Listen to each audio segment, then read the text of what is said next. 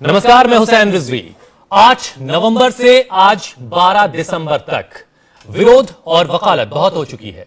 अब ताकत को समेटा जाए और कुछ लोगों की जो परेशानियां हैं, जो मसले हैं, उसको उनका हल दिया जाए। आप अगर सरकार हैं तो आप समझे कि परेशानी वाकई बड़ी है और लंबी चलने वाली भी, इसलिए कुछ कीजिए। हवा हवाई नहीं, कुछ ठोस मजबूत। और किसी की राय मान लेने से आपके रुतबे में कोई फर्क नहीं पड़ने वाला। आप सरकार हैं, सरकार ही रहेंगे। और अगर आप विपक्ष हैं तो सिर्फ हंगामा नहीं, कुछ सुझाएं भी, क्योंकि वापसी को सरकार तैयार नहीं और अब इतने वक्त के बाद शायद तुक भी नहीं बनता है। ठीक है, पीएम ने 50 दिनों का वक्त मांगा है, शायद कुछ लंबा हो जाए, लेकिन इतना तो तय है कि सरकार और विपक्ष अगर सिर जोड़कर बैठें तो मुश्किल से निपटना थोड़ा आसान जरूर होगा। और इसीलिए हम कह रहे हैं कि बहुत हुआ नोटबंदी का रोना, अब कुछ ठोस करने की जरूरत है।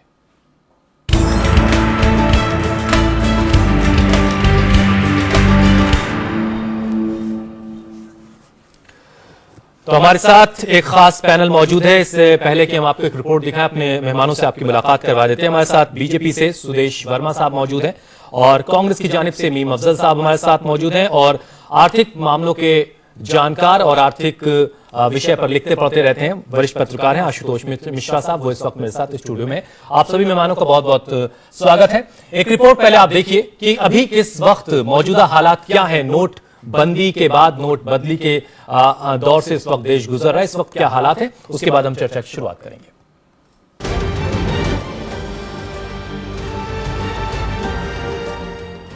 8 नवंबर को हुए नोटबंदी के फैसले के बाद पूरे देश में अजीब सी कश्मकश है। बात सिर्फ बैंकों और एटीएम के बाहर लंबी लंबी कतारों की नहीं है। बात यह है कि रोजमर्रा की जरूरतें कैसे पूरी हो। बात यह है कि सब्जी, दूध, अनाज, तेल, साबुन की जरूरतें कैसे पूरी हों। बैंक अकाउंट में पैसा है लेकिन जेब में नहीं है। कुछ उपाय हैं जो संकट की इस घड़ी से हमें बचा सकते हैं। कैशलेस ट्रांजैक्शन करें। जिंदगी आसान बनाने के लिए अपने पास मोबाइल वॉलेट, डेबिट और क्रेडिट कार्ड रखें। अपने पास पड़े कैश को कम से कम खर्च करें और ज्यादातर खरीदारी वही करें जहां पॉइंट ऑफ सेल यानी पीओएस मशीन लगी हो। इससे फायदा ये होगा कि जितने का ट्रांजैक्शन होगा उतना पैसा आपके डेबिट या क्रेडिट कार्ड से डेबिट हो जाएगा। खुले की कोई झिकझिक नहीं होगी। घरेलू जरूरत की चीजें जैसे चावल, दाल, आटा, तेल, साबुन, शैम्पू, बिस्किट, नमकीन समेत तमाम ग्रोसरी की चीजें उन्हीं दुकानों से खरीदें जहां स्वाइप कार्ड से पेमेंट होता हो सकता है कि आप जिस दुकान से नियमित खरीदारी करते हो वहां स्वाइप कार्ड से पेमेंट ना होता हो, तो एक आध महीने के लिए आप दुकान बदल दें। जब उसकी दुकान से खरीदारी कम होगी और घाटा होगा तो वो जल्द से जल्द पीओएस मशीन लगाएगा और आपकी समस्या दूर हो जाएगी। हाउसमेट को ऑनलाइन पेमेंट करें। अब ज्यादातर डोमेस्टिक मेट्स के पास बैंक अकाउंट है, उसे ऑनलाइन पेमेंट करें या चेक दें। हो सकता है किसी मेट के पास बैंक अकाउंट न हो, तो आप जनधन स्कीम के तहत 0 बैलेंस पर उसका अकाउंट खुलवाने में मदद करें। जनधन अकाउंट के फायदे भी उसे बताएं ताकि वो प्रेरित हो। अगर डेबिट कार्ड से पैसा निकालना उसे ना आता हो तो उसकी मदद करें। एक बार आप उसे तरीका बता देंगे तो आगे से उसकी समस्या तो दूर होगी ही, आपकी भी दूर हो जाएगी। यही तरीका आप अपने न्यूज़पेपर्स बिल और दूसरे डोमेस्टिक सर्विसेज के लिए भी अपना सकते हैं। ईसीएस फैसिलिटी का इस्तेमाल करें। आप अपने मोबाइल में ईसीएस फैसिलिटी डाउनलोड करें। इस फैसिलिटी के जरिए आप अपने टेलीफोन, बिजली, डीटीएच बिल का पेमेंट कर सकते हैं। ये बेहद आसान है। मोबाइल वॉलेट का इस्तेमाल करें। आप पेटीएम या दूसरे मोबाइल वॉलेट के जरिए हर तरह का पेमेंट कर सकते हैं। इसका इस्तेमाल आप ऑटो रिक्शा, टैक्सी वगैरह के बिल देने में कर सकते हैं। ओला, उबर जैसी टैक्सी सर्विसेज तो अब आराम से ऑनलाइन पेमेंट ले रही हैं। अगर उनका ऐप आपने अब तक डाउनलोड नहीं किया तो आसानी से कर सकते हैं। बैंक कम से कम जाएं। ऑनलाइन ट्रांजैक्शन का इस्तेमाल ज्यादा से ज्यादा करेंगे तो आपको बैंकों की कतार में खड़े होने की जरूरत कम पड़ेगी। अगर ऑनलाइन सुविधा वाले लोग बैंक कम जाएंगे तो बैंकों की कतार कम होगी। एक बार में अगर आपने 24,000 रुपए निकाल लिए तो आपके पूरे महीने का काम आसानी से चल जाएगा।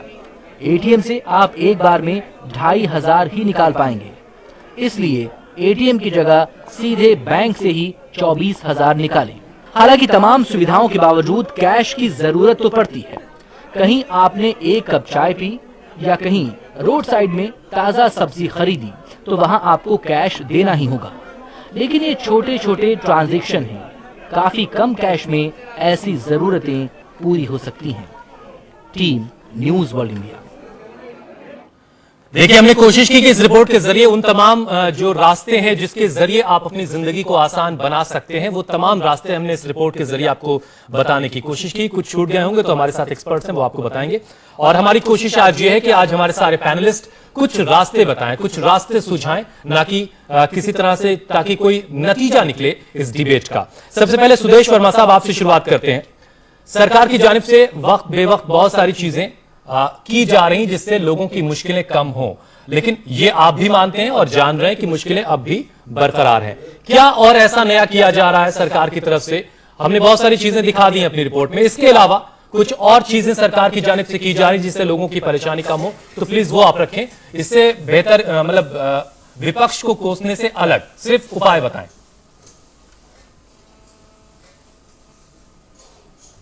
हुसैन रिजवी साहब, सबसे पहले तो मैं आपको बधाई देना चाहता हूं कि आपने एक बहुत पॉजिटिव प्रोग्राम की संरचना की जिससे लोगों का फायदा होगा। उम्मीद करते हैं कि आपके जो दर्शक हैं वो इस प्रोग्राम को देखकर लाभान्वित होंगे। हमारी सरकार ने, देखिए, आपने देखा कि 2 दिन पहले वित्त मंत्री श्री अरुण जेटली जी ने काफ़ी इंसेंटिवाइज डिजिटल यूज अनाउंस किया। जैसे पेट्रोल पंप पर अगर आप कार्ड से यूज़ कर रहे हैं, पेमेंट अगर आप कार्ड से कर रहे हैं, डिजिटल यूज़ कर रहे हैं, तो उसमें कुछ रियायतें दी जा रही है। क्योंकि देखिए, एक तबका है जो चेंज को रेसिस्ट करता है। चाहे वो राजीव गांधी जी कंप्यूटराइजेशन इंट्रोड्यूस कर रहे थे तब, चाहे वो मोबाइल टेक्नोलॉजी आया तो जो लोग मोबाइल यूज़ करते थे उनको बोलते थे बहुत अमीर है। आज गांव-गांव में किसान भी मोबाइल फ़ोन यूज़ कर रहा है। उसी तरह टेक्नोलॉजी को हमारा देश जो है ना, हम लोग जो है बहुत विश्वास करते हैं अपनी जनता पर कि वो एडॉप्टेबल हैं, वो एडॉप्ट करेंगे और जैसे जैसे ज़रूरतें होंगी और उस टेक्नोलॉजी को वो अपनाएंगे। इसमें नहीं मानना चाहिए। हमारा कर्तव्य एज पार्टी या कांग्रेस का भी कर्तव्य, इतनी बड़ी पार्टी कांग्रेस भी है, तो ये होना चाहिए कि लोगों को कैसे बताएं, इसको कैसे यूज़ करें। हम लोग फील्ड में उतर जाएं और लोगों के लिए अवेयरनेस कैंपेन करें जो सरकार कर रही है। ये आपकी पार्टी की तरफ से किया जा रहा है? कारण नहीं है कि लोग आपके कुछ वॉलंटियर्स हैं फील्ड में, कम नहीं होंगी। आपकी पार्टी के कुछ वॉलंटियर्स फील्ड में जा रहे हैं? बिल्कुल, हमारे वॉलंटियर्स हैं, हमारी सारी, जी बिल्कुल जा रहे हैं। और सारे जगह, जैसे मोदी जी ने बताया, युवाओं को भी बताया कि आप लोगों को बताइए कैसे डिजिटल यूज करें, क्योंकि यूज जो नहीं करता है ना उसको बहुत डर लगता है। कार्ड से यूज करना एक पद्धति नहीं बनी हुई है, कैश देना ही बना हुआ है। एक बार वो यूज करना जान जाएंगे कि पेटीएम कैसे यूज करें या और वॉलेट कैसे यूज करें, इलेक्ट्रॉनिक वॉलेट, तो बहुत आसान हो जाएगा। और यही काम हम लोगों का बचा हुआ है। ठीक है। मीम अफजल साहब, आप एक वरिष्ठ शख्सियत हैं, काफी तजुर्बा है आपका, और आपकी पार्टी तो वैसे भी कहती रही कि वो नोट बदली के खिलाफ नहीं है, जिस तौर तरीके से उसे लागू किया गया आप उसके खिलाफ है। चलिए, हंगामा बहुत हो चुका है, कुछ उपाय दीजिए सरकार को, कुछ सुझाइए जिससे जो मुश्किल है उसे थोड़ा कम किया जा सके। इस संकट के वक्त में उनका साथ दीजिए। रिजवी साहब, देखिए, आप ये कह रहे हैं कि किसी आदमी ने जुर्म कर दिया है, उसको इम्प्लीमेंटेशन का जुर्म उसने किया गलत तरीके से, और आप कह रहे हैं कि उसको छोड़ करके आप भी सुझाव दीजिए कैसे ठीक किया जा सकता है। मैं इसको वेलकम करता हूँ आपका। लेकिन मैं आपने अभी एक रिपोर्ट दिखाई जिसमें आपके यहाँ बताया गया कि किस तरह से लोग, छोटे लोग भी जो हैं वो डिजिटल हो सकते हैं और कैशलेस ट्रांजैक्शन कर सकते हैं। देखिए, इस देश में 62 करोड़ लोग गांव देहातों में रहते हैं और 21 करोड़ लोग वो हैं जो झुग्गी झोपड़ी और कच्चे मकानों में, मिट्टी के मकानों में रहते हैं। यानी ये जो 83 करोड़ लोग हैं, इसमें ज़्यादा से ज़्यादा 5% लोग हो सकते हैं ऐसे जो डिजिटल होंगे या ये सब चीज़ों को जानते भी होंगे। इसका मतलब ये हुआ कि कम से कम 70-75 करोड़ लोग ऐसे हैं जिनके बारे में दावे से मैं कह सकता हूँ कि वो इन सब चीज़ों को नहीं जानते हैं। उसके अलावा शहरों के अंदर भी एक बड़ी आबादी ऐसी है, जैसे मैं आपको बताऊं, पुरानी दिल्ली का मैं रहने वाला मीम हूं। अफजल साहब, मैं माफी चाहता हूं, और मैं इसके शुरुआत से ही अलावा आपको टोकना चाह रहा मेरठ से था। भी मेरा ताल्लुक है। अगर आप देखें, मीम अफजल साहब, एक छोटी सी मेरी बात सुन लीजिए। जी। ये तमाम आंकड़े जी, हम शुरुआत जी, से बताइए। देख भी रहे हैं, बता भी रहे हैं, आपकी तरफ से ये बातें लगातार उठाई भी जाती रही, लेकिन अब सवाल ये, जब सरकार ये कह चुकी है कि वो इस फैसले को वापस नहीं लेने वाली, तो बतौर एक विपक्ष कुछ अच्छे उपाय आप उनको बता सकते हैं, लोगों के बीच जाकर के उन्हें इस मुश्किल से निकलने के कुछ रास्ते बता सकते हैं। इसके अलावा कोई तीसरा रास्ता क्या अभी बाकी बचा है? 16 नवंबर से पार्लियामेंट किस हालत में, आप बेहतर तरीके से जानते हैं, वहां क्या क्योंकि होगा? हमारे पास तो एक ही रास्ता है, लोगों को तकलीफ से निकालने के लिए हमारे पास बस यही हम चाह रहे सुझाव ये है कि सरकार अपने सिस्टम को ठीक करे। सबसे पहले अपने सिस्टम को ठीक करे। वो क्या होंगी चीजें? आपने दो बातें प्रधानमंत्री के मुंह से शुरू में सुनी। दो चीजें उन्होंने कही थी, एक ब्लैक मनी को खत्म करेंगे और दूसरा उन्होंने कहा था करप्शन को रोकेंगे। ब्लैक मनी कितनी आई ये आज तक सरकार कुछ नहीं बता सकी है।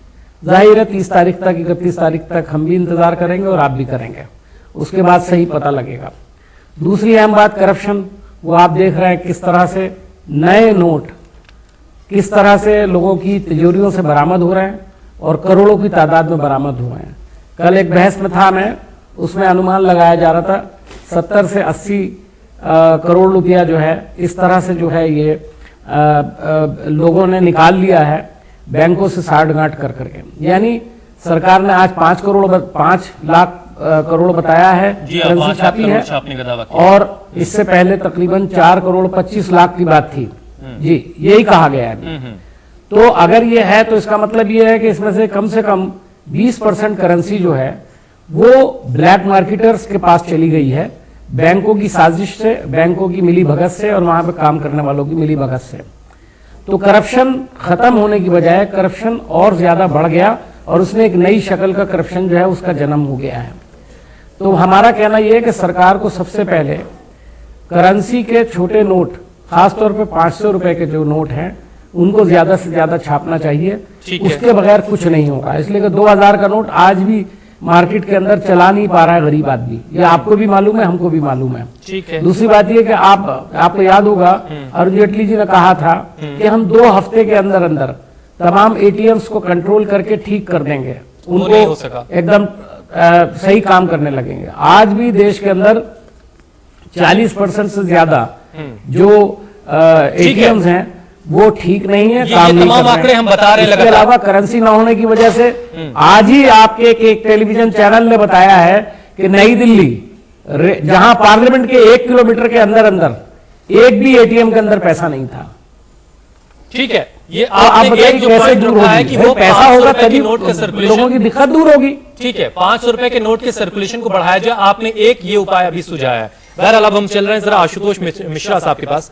आशुतोष जी, जितनी चीजें अभी तक हो रही हैं कैशलेस करने को लेकर के, उसमें तमाम अलग अलग चीजें अलग अलग तरीकों से के जरिए पेमेंट की जा सकती है, इसमें आप क्या ऐसी चीज को जोड़ना चाहते हैं जिसके जरिए आम लोगों की जो परेशानी है उसे कम किया जाए? देखिए, अभी आप अपनी ही रिपोर्ट में दिखा रहे थे कि हम लोग मेट्रोज में किस तरह से डिजिटल पेमेंट्स कर सकते हैं, तो ज्यादा कष्ट इस वक्त गांव की तरफ यही मैं जिस तरफ मीम अफजल साहब इशारा कर रहे थे कि बड़ी आबादी जिसका इससे कोई लेना देना तो नहीं है, वो उनके लिए क्या किया? उनके लिए ये किया जा सकता है कि जो नोट जो है मेट्रो और आप एटीएम में जो लाइन देख रहे हैं वो ज्यादातर दिल्ली की दिखाते हैं, एटीएम नहीं काम करते।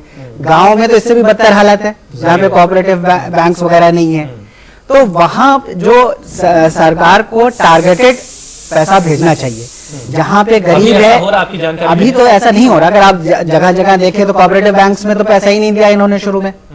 तो अब सरकार को ये टारगेट करना चाहिए कि हम जो ज्यादा नीडी लोग हैं, जो उतना डिजिटली एजुकेटेड नहीं है, जो कि नॉन मेट्रोज और गांव में होंगे, तो हम पहले पैसा वहां भेजेंगे। दूसरी चीज जो जैसे मीम अफजल साहब ने कही कि हमें छोटे नोटों की ज्यादा जरूरत है, क्योंकि पैसे का मेन काम क्या होता है कि उससे आप कुछ खरीद फरोख्त कर सके।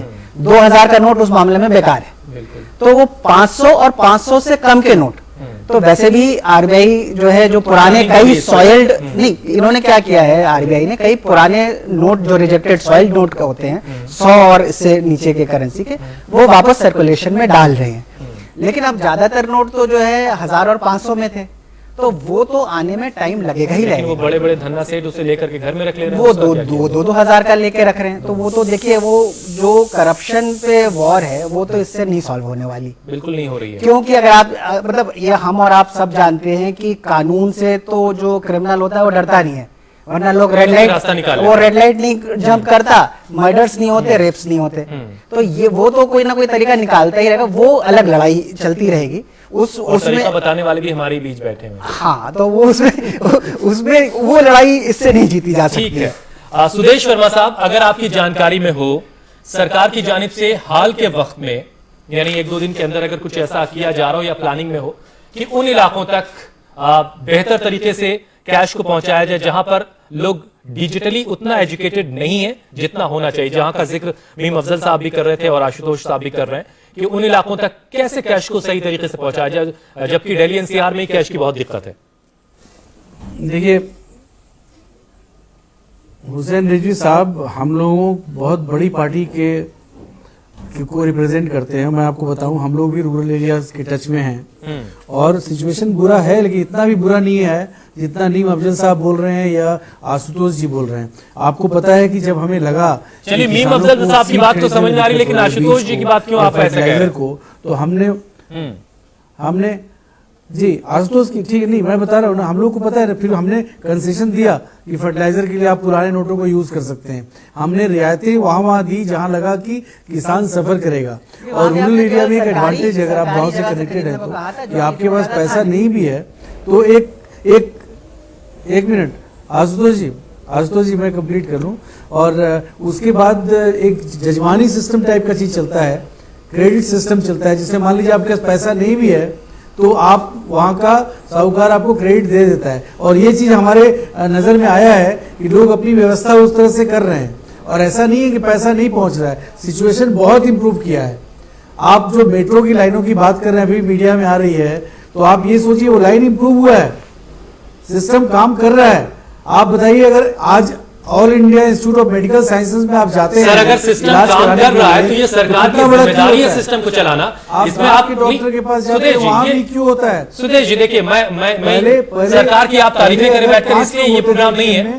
सरकार की जिम्मेदारी है हुकूमत करना, लोगों का ख्याल करना, लोगों को सहूलियत देना, ये जिम्मेदारी है। बता रहे हैं नहीं सुजैन रिजवी साहब, और ये बोलना कि फेल हो गया, मुझे लगता है कि नहीं, ये किसी ने नहीं परीक्षा कहा। हम लोग दे रहे हैं, 50 दिन का परीक्षा है और आप बीच में ही हमारे एग्जामिनेशन पेपर को खींच लीजिए पेपर और बोलिए कि तुम फेल हो गए। हम तो आज ऐसा कुछ नहीं और है। रास्ते तलाशने के लिए बैठे हैं। जीवित है, डायनेमिक सिचुएशन में ठीक है। रिएक्ट कर रही है।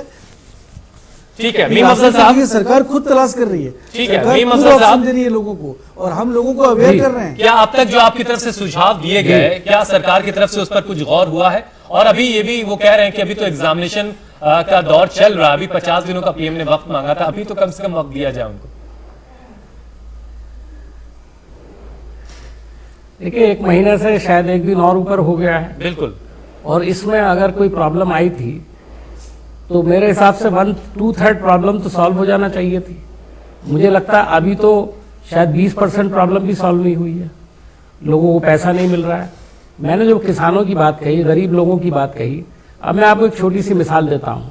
ये क्रिटिसिज्म नहीं है, ये हकीकत है। और वो ये है कि अभी आज मैं देख रहा था, कुछ लोगों ने कहा किसी पर्टिकुलर कम्युनिटी के इलाकों में जो बैंक हैं वहां पैसा नहीं आ रहा है। वो गलत बात है, उस तरह का ट्रेंड भी नहीं देना चाहिए। ओवैसी की तरफ इशारा कर रहे हैं ऐसा आप। कहा है, मैं उसकी निंदा करता हूं। मेरा जी मैं सुन लीजिए मेरी बात, मैं उसको गलत समझता हूं जी। मैं ये कहूंगा कि जहां गरीब लोग हैं जो कंप्लेंट नहीं कर सकते, गरीब लोग, पिछड़े हुए लोग जो कंप्लेंट नहीं कर सकते, उन्हें पता ही नहीं बैंक की कंप्लेंट कहां की जा सकती है, उन सभी को ये दिक्कत है। जिसकी तरफ आप इशारा कोशिश ये की जा रही है कि जो अच्छे इलाके पैसे वाले लोग हैं उनके बैंकों में पैसा ज्यादा भेजा जाए, और गरीब लोग तो शिकायत करता नहीं है। लेकिन एक बात मैं आपको बताऊं, आपने कहा कि आपने कोई सजेशन दिया, सरकार ने उसे माना या नहीं माना। हम क्या सजेशन देंगे? मेरा ख्याल है मीडिया इस वक्त जो कुछ भी दिखा रहा है, आप लोग ऑन दी स्पॉट जाकर के जो रिपोर्ट कर रहे हैं, आम लोगों से गुफ्तगू कर रहे हैं, वो रोज कोई ना कोई सजेशन देते हैं। पब्लिक सजेशन दे रही है कि आप ऐसा कर लो, सरकार कुछ सुन नहीं रही। जहां तक इस मामले को किसी हद तक फाइनली करने की बात है, देखिए जो लोग कह रहे हैं इनको बड़ा एतराज है इस पर क्या नोटबंदी का ये जो मामला है फेल हो गया।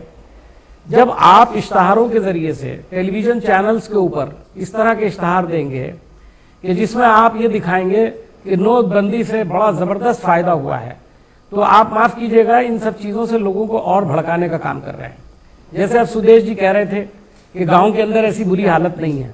मैं आपको बताऊं सुदेश जी, जब आप जैसे लोग या आपके दूसरे प्रवक्ता या आपके लीडर्स खड़े होकर टीवी पर ये बोलते हैं कि आम लोगों को कोई इतनी परेशानी नहीं है, और चंद जगहों पर आप देखा भी है लोगों ने कहा नहीं प्रधानमंत्री ने एक अच्छा प्रोग्राम शुरू किया है, हम कुछ दिन तक उसकी परेशानी को बर्दाश्त करेंगे। शुरू में 10 दिन बड़ा जोर था, मैं बहुत माइन्यूटली एक एक चीज देखता हूं। उसके बाद थोड़ा थोड़ा शिकायत शुरू हुई, उसके बाद बहुत शिकायत शुरू हो गई। आज हालत यह है कि अगर आप कैमरा लेकर निकलेंगे तो 100 में से 2 आदमी जो हैं वो कहेंगे कि नहीं स्कीम अच्छी है और हम बर्दाश्त करने को तैयार हैं। बाकी सब लोग कहेंगे कि इसका इम्प्लीमेंटेशन बहुत खराब हुआ है और हमको बड़ी असुविधा हुई है, बहुत परेशानी हुई है, पब्लिक बहुत परेशान है। देखिए पब्लिक की जो परेशानी है वो बुनियादी चीज है।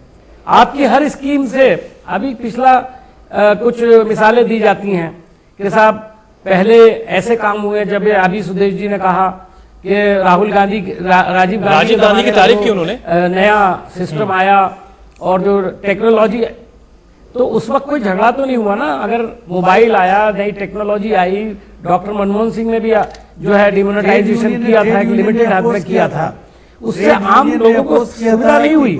चले जाएंगे। मैं आपको बताऊं इंट्रोड्यूस हुआ था तो